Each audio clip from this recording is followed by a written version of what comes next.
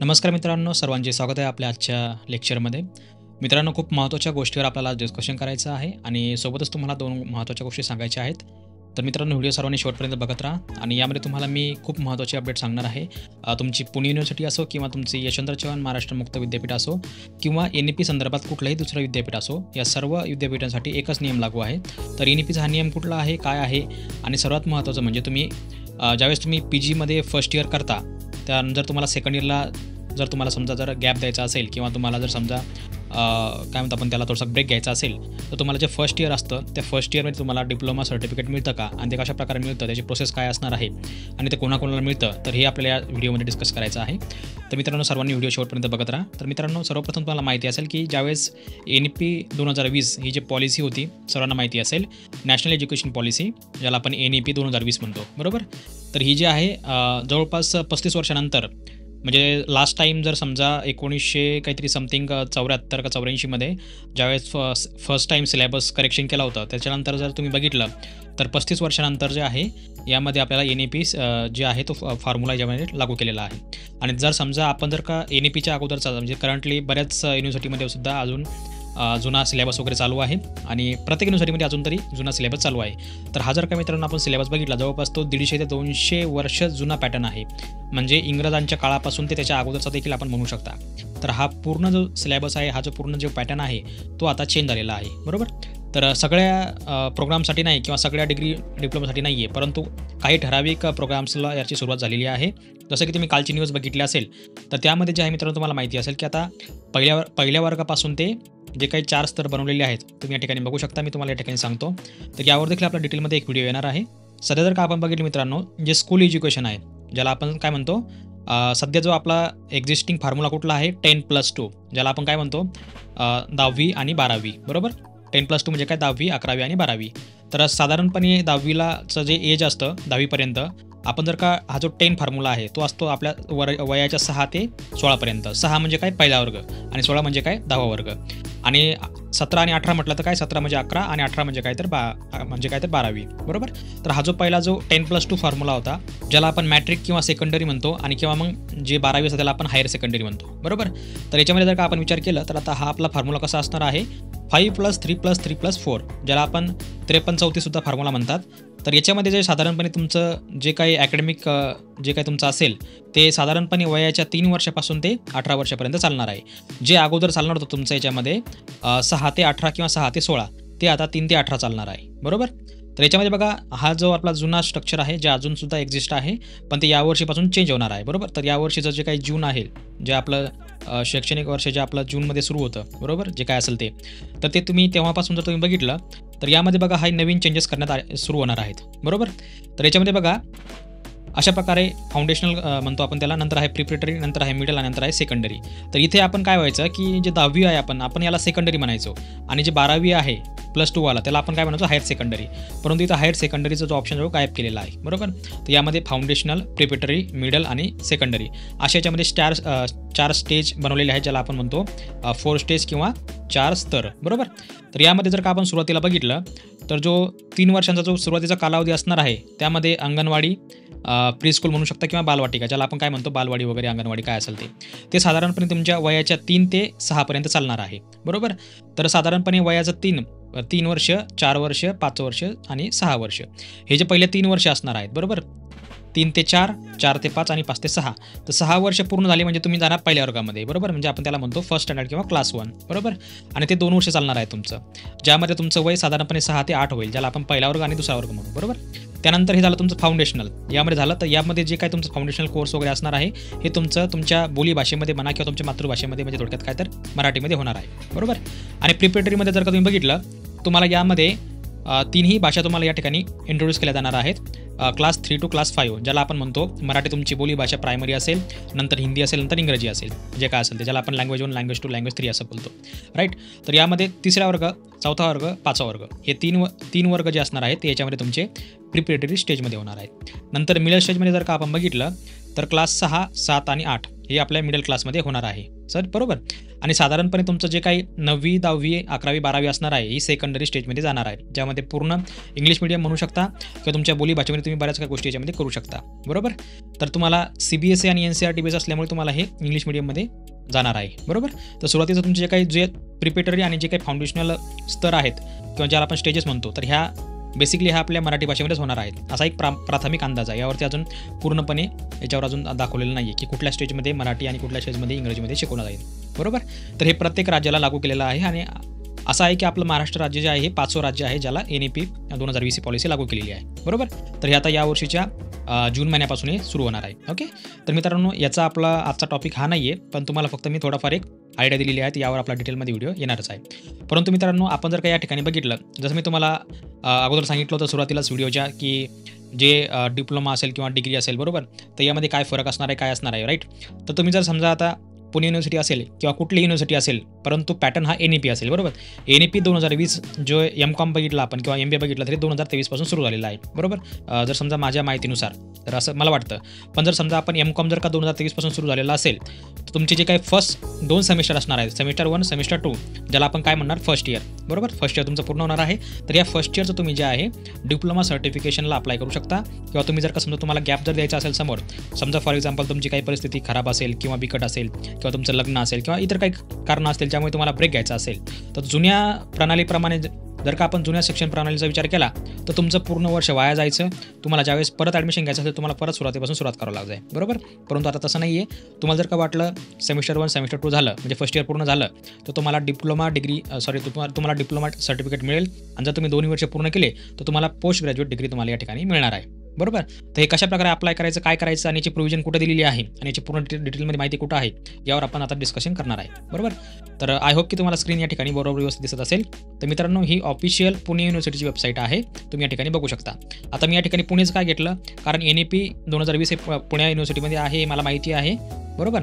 त्यामुळे मी या ठिकाणी पुणे घेतलेलं आहे आणि MBA देखील या ठिकाणी जे NEP पॅटर्न आहे तो देखील या ठिकाणी उपलब्ध आहे, बरोबर. आपण दोन्ही याच्यामध्ये विषय बोलणार आहे आणि सोबत आपण YCMचं देखील यावर डिस्कशन करणार आहे कारण YCMमध्ये देखील NEP बेस तुमचं M.Com सुरू झालेलं आहे, बरोबर. आणि ही प्रोव्हिजन मित्रांनो सध्या फक्त MBA M.Com इंजिनिअरिंग फक्त याच जे प्रोफेशनल कोर्स म्हणू शकतो आपण किंवा जे टेक्निकल कोर्स आहेत फक्त यांच्यासाठीच उपलब्ध आहे. असं नाही की फक्त MA ला देखील आहे. तर MA ला देखील NEP पॅटर्न आहे, परंतु MA ला सध्या ही प्रोव्हिजन दिलेली नाही आहे. त्यामुळे तुम्ही या ठिकाणी बघू शकता. आपण जर का मित्रांनो या ठिकाणी 2023 जर का आपण प्रॉस्पेक्टस बघितलं कुठलं मास्टर ऑफ कॉमर्स ज्याला आपण म्हणतो, बरोबर, M.Com म्हणतो, तर या ठिकाणी जर का मित्रांनो आपण बघितलं तर तुम्हाला या प्रॉस्पेक्टवरती बघा पान नंबर 5 वरती यायचं आहे. तुम्ही ज्यावेळेस पेज नंबर 5 वरती येता या ठिकाणी बघा तुम्हाला ड्युरेशन आणि एलिजिबिलिटी यामध्ये तुम्हाला या ठिकाणी तुम्हाला फरक या ठिकाणी बघायला मिळेल, बरोबर. तर तुम्ही ड्युरेशनमध्ये जर का बघितलं तर या ठिकाणी बघा त्यांनी काय सांगितलेलं आहे, दी M.Com course will be of 2 years duration consisting of 2 part that is part 1 and part 2. Part 1 म्हणजे काय फर्स्ट इयर आणि पार्ट 2 म्हणजे काय सेकंड इयर, ज्यामध्ये 2 सेमिस्टर समाविष्ट असतात. Each parts consist of 2 semester. The M.Com course is for 4 semester. For each semester there will be 22 credits and total credits are 88. तर प्रत्येक सेमिस्टरला 22 क्रेडिट असतात, बरोबर. तर फर्स्ट इयरला तुम्हाला 2 सेमिस्टर आहेत म्हणजे तुमचे झाले टोटल जवळपास 44 क्रेडिट्स आणि सेकंड इयरचे 44 टोटल झाले तुमचे 88. तर तुम्हाला 44 क्रेडिटवरती डिप्लोमा सर्टिफिकेट मिळतं आणि 88 क्रेडिटवरती तुम्हाला जे आहे जे का तुमचं पोस्ट ग्रॅज्युएट डिग्री आहे ती तुम्हाला या ठिकाणी मिळते. तर ही कशी मिळणार आहे तुम्हाला बघा. 4 नंबरचा पॉईंट आहे बघा एक्झिस्ट ऑप्शन. तर हा जो एक्झिस्ट ऑप्शन आहे मित्रांनो हा सेम तुम्हाला पुणे युनिव्हर्सिटीमध्ये देखील दिलेला आहे आणि सोबत तुमचं जे काही YCM आहे त्या YCMमध्ये देखील तुम्हाला या ठिकाणी हे दिलेलं आहे, बरोबर. तर YCMमध्ये कुठं बघायचं आपल्याला प्रोग्राम स्ट्रक्चरमध्ये तुम्ही जर का आले तर या ठिकाणी बघा तुम्हाला B नंबरचा पॉईंट आहे. The learner may opt for an exit option at the end of the first year and earn a PG diploma in commerce. PG diploma in commerce. The PG diploma in commerce shall be awarded to the learner provided that she or he has earned a requisite credits in 1 year including on the job training किंवा जे काही तुमचं field project वगैरे असेल ते तुम्हाला पूर्ण करणं कंपल्सरी आहे. त्यानंतरच तुम्ही जे आहे ब्रेक वगैरे घेऊ शकता या ठिकाणी, बरोबर. आणि तुम्हाला जर का वाटलं मित्रांनो 1-2 वर्षांतर तुम्हाला परत ॲडमिशन घ्यायचं तर तुम्ही त्याच ठिकाणी रिझ्यूम करू शकता, काही अडचण नाही आहे, ठीक आहे. तर YCMला देखील ही प्रोव्हिजन दिलेली आहे आणि सेम तुम्हाला जे आहे पुणे युनिव्हर्सिटीला देखील ही प्रोव्हिजन दिलेली आहे. सोबतच जो NEP 2020 सिलेबस ज्या ठिकाणी लागू झालेला आहे M.Com.साठी, मुंबई युनिव्हर्सिटी असेल किंवा संभाजीनगर युनिव्हर्सिटी असेल किंवा कुठलीही असेल, प्रत्येक युनिव्हर्सिटीमध्ये तुम्हाला ही प्रोव्हिजन दिलेली आहे. तुम्हाला जर वाटलं तुम्ही एका वर्षानंतर गॅप वगैरे घेऊ शकता, काही अडचण नाही आहे, बरोबर. किंवा कोणाची काही डबल डिग्री वगैरे चालू असते, त्यामुळे कोणी मध्ये गॅप वगैरे घेऊ शकतं. तर तुम्ही असे विविध कारणं जर तुमच्याकडे असतील तर तुम्ही या ठिकाणी हा ऑप्शन निवडू शकता. हा मला स्पेशली 2-3 विद्यार्थ्यांनी कमेंट करून विचारलं होतं की सर मला फर्स्ट इयर नंतर गॅप घेता येईल का? तर त्या संदर्भात मी हे थोडंसं माहिती काढली आणि ते मला यावरती व्हिडिओ बनवून देत आहे. ओके, तर तुम्ही एक्झॅक्ट ऑप्शन जर का बघितला पुणे युनिव्हर्सिटीचा, तर यामध्ये बघा त्यांनी सांगितलेलं आहे after completion of the first 2 semester, ज्याला आपण 44 क्रेडिट्स म्हणतो. कारण पहिल्या सेमिस्टरला किती आहेत? 22 क्रेडिट आणि दुसऱ्या सेमिस्टरला 22, म्हणजे टोटल झाले तुमचे 44. हे झालं तुमचं फर्स्ट 2 सेमिस्टर, म्हणजे थोडक्यात काय फर्स्ट इयर पार्ट 1, बरोबर. Of specified courses of those 2 semester, that is first and second, and exist option is provided to learner at their specific request only, resulting in award of post graduate diploma in commerce. इथे बघा त्यांनी काय सांगितलेलं आहे, learners म्हणजे का थोडक्यात students जे तुम्ही शिकतायत, बरोबर.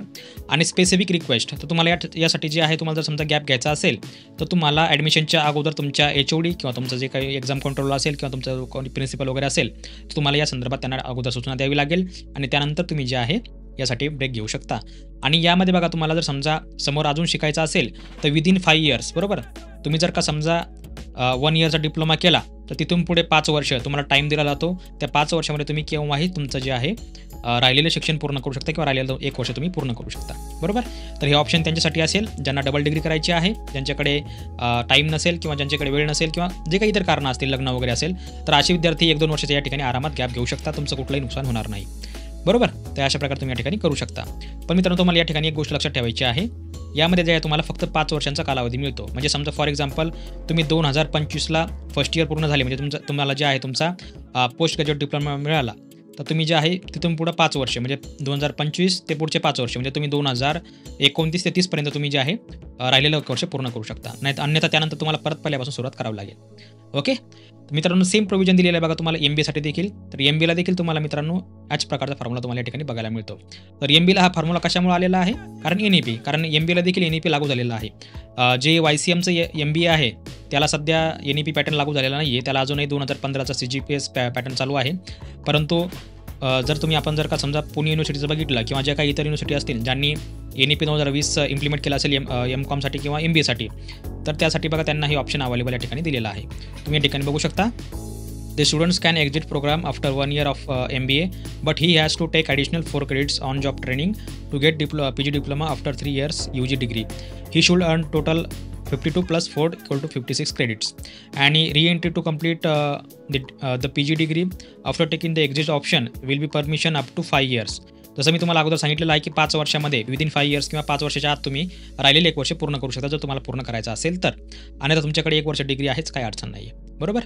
आणि मित्रांनो, या ठिकाणी तुम्ही बघू शकता की जर तुम्हाला एक्झिस्ट करायचं असेल तर तुमचा जो काही फील्ड प्रोजेक्ट किंवा जो काही तुमचा ऑन जॉब ट्रेनिंग असेल, ज्याला आपण OJT म्हणतो, तर ते तुमचं पूर्ण या ठिकाणी असणं आवश्यक आहे, बरोबर. तर मित्रांनो, ही सेम प्रोव्हिजन तुम्हाला जी आहे तुम्हाला M.Com आणि MBA या दोन्ही ठिकाणी बघायला मिळते. पुणे युनिव्हर्सिटी असेल किंवा यशवंतराव चव्हाण महाराष्ट्र ओपन युनिव्हर्सिटी असेल किंवा बामू युनिव्हर्सिटी असेल किंवा मुंबई युनिव्हर्सिटी असेल किंवा इतर कुठली महाराष्ट्रातली युनिव्हर्सिटी असेल किंवा देशातली युनिव्हर्सिटी असेल, या संपूर्ण ठिकाणी जे आहे तुम्हाला ही प्रोव्हिजन दिलेली आहे की तुम्ही फर्स्ट सेमिस्टर किंवा first semester plus second semester किंवा फर्स्ट इयर पूर्ण झाल्यानंतर तुम्ही जे आहे डिप्लोमासाठी अप्लाय करू शकता. तुम्ही मध्ये रेस्ट वगैरे गॅप वगैरे घेऊ शकता. ही खबर असणार त्यांच्यासाठी ज्यांचं लग्न वगैरे ठरलं असेल ते. ठीक आहे, असेल काय हरकत नाही. तर मित्रांनो, समोरच्या टॉपिकवरती आपण जाऊया. या ठिकाणी आपला मित्रांनो M.Com बद्दल तुम्हाला मी सांगितलेलं आहे. सो तुम्हाला MBA बद्दल देखील सांगितलेलं आहे, जे कोणी MBAला वगैरे असेल. कारण कधी काय होते की भरपूर प्रेशर वगैरे येते किंवा डबल डिग्री किंवा फॅमिली इश्यू असू शकतो किंवा जे काही. आता कारण दोन्ही जे कोर्स आपण बघितलं पुणे युनिव्हर्सिटीचे, तर दोन्ही कोर्सेस जे आहेत ते खर्चिक आहेत. विशेष करून जे OBC किंवा ओपनमधले कॅटेगरीवाले विद्यार्थी असतील त्यांनाही थोडंसं खर्चिक आहे. त्यामुळे MBA असेल किंवा M.Com असेल, तुम्ही यामध्ये गॅप वगैरे घेऊ शकता, बरोबर. बाकी मित्रांनो, अजून तुम्हाला यामध्ये मी तुम्हाला सांगितलं होतं की जी NEPचा जी पॉलिसी आहे ती इम्प्लिमेंट आपल्या महाराष्ट्रामध्ये झालेली आहे. आणि यावर्षीच्या जून महिन्यापासून जे आपलं शालेय दिवस किंवा शालेय वर्ष जे आपलं सुरू होतं 26 जून काय असेल ते, तर तेव्हापासून जे आहे आपल्या महाराष्ट्रामध्ये हा पॅटर्न लागू झालेला आहे. याचा बऱ्याच मंत्र्यांनी खासदार आमदारांनी विरोध केलेला आहे, पण काही हरकत नाही आहे. पॉलिसी चांगली आहे, इम्प्लिमेंट केलं हे खूप महत्त्वाचं आहे. आणि नवीन स्किल्स वगैरे विद्यार्थ्यांना या टाईममध्ये बघायला मिळेल. ठीक आहे, तर मित्रांनो, अजून तुम्हाला काही प्रश्न वगैरे असेल तर कृपया आपण कमेंट करून विचारू शकता. आणि मित्रांनो, तुम्हाला काही फीडबॅक किंवा काही सजेशन वगैरे द्यायचं असेल किंवा काही माहितीमध्ये चुकीचं काही तुम्हाला आढळलं असेल तर आपण कमेंटमध्ये विचारू शकता. काही अडचण नाही आहे किंवा कमेंटमध्ये तुम्ही मला सांगू शकता. ठीक आहे, तर मित्रांनो भेटूया पुढच्या व्हिडिओमध्ये. तोपर्यंत बघत राहा, शिकत राहा. जय हिंद, जय महाराष्ट्र.